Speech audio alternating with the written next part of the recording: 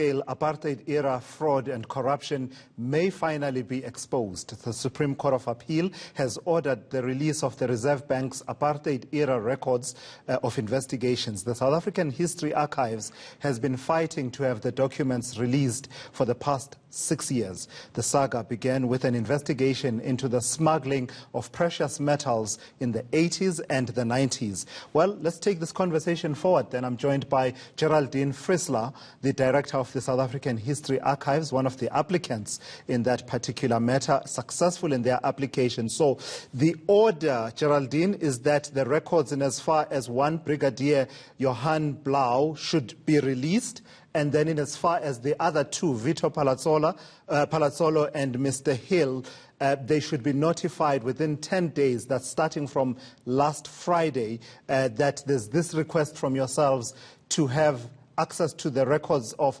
the Reserve Bank's investigations into them. Why is this important? Who are these individuals, and why is it important that we have access to records of investigations into them? How this came about was, this was a PI request, as you said, submitted 6 years ago in 2014, and it dragged on for almost 14 months before the South African History Archive got a response back from the Reserve Bank, and with a blanket refusal. So the initial request was for 8 individuals, of which the Reserve Bank said they do not have records for 5 individuals. So we proceeded going ahead with our request for information. It compelled us to approach the High Court. And as you know, in 2018, we had a cost order against us handed down by the High Court of South Gauteng, which saw us handed a cost order of 2.7 million rand. And then the High Court also sided with the arguments of the Reserve Bank on the basis that our request was vague.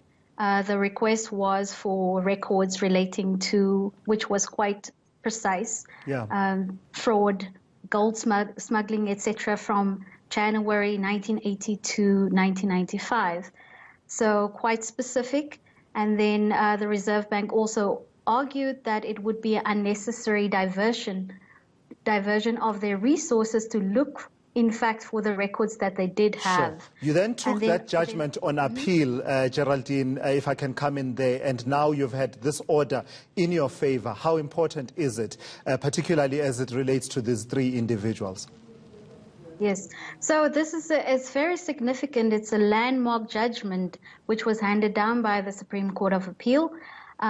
Significant because, one, no other organization or individual has succeeded in all of its existence of the Reserve Bank to gain access to information contained at the Reserve Bank. So that in itself is significant.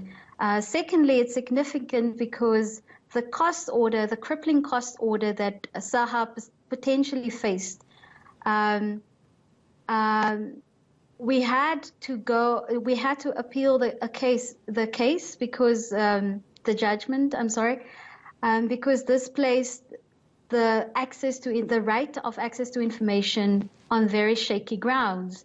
It would have meant that the crippling cost order would have meant it would have sent a ripple shock throughout civil society in South Africa, because it would have possibly deterred other individuals and other civil society partners from seeking access to records, knowing that they may well too face such a crippling cost order. The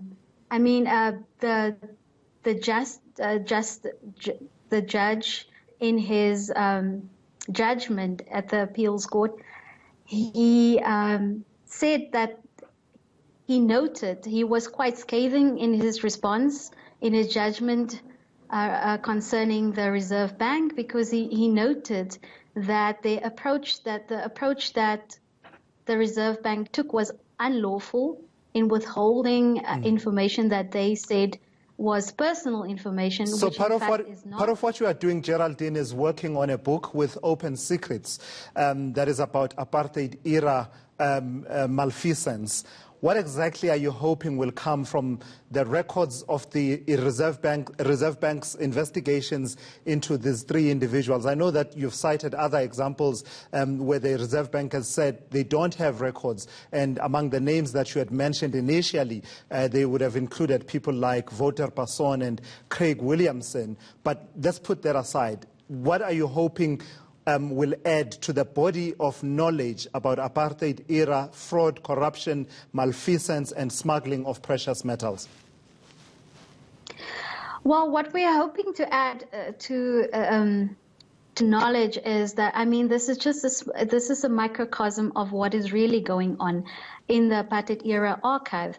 The bigger picture here is that we want to make an argument and advocate for the state to open up the apartheid-era archives, that there should be a culture of proactive disclosure and not a default to secrecy. The default should be to openness. So what we're hoping to gain, or what Open Secrets and Henny van Veeren is to gain from this information, is to further write on this, and this is a snippet of what is out there, to further map the story of the continuity that exists between past apartheid-era crimes and what is in our present of state capture and corruption and economic crime in post-apartheid South Africa. All right. Thank you for that. That's Geraldine Friesler, the director of the South African History Archives, on a very important story. And the clock is ticking. It started on Friday last week. Let's see if the Reserve Bank has taken any action to notify Mr. Hill as well as Vito Palazzolo that there's a request for apartheid-era records of investigations into them.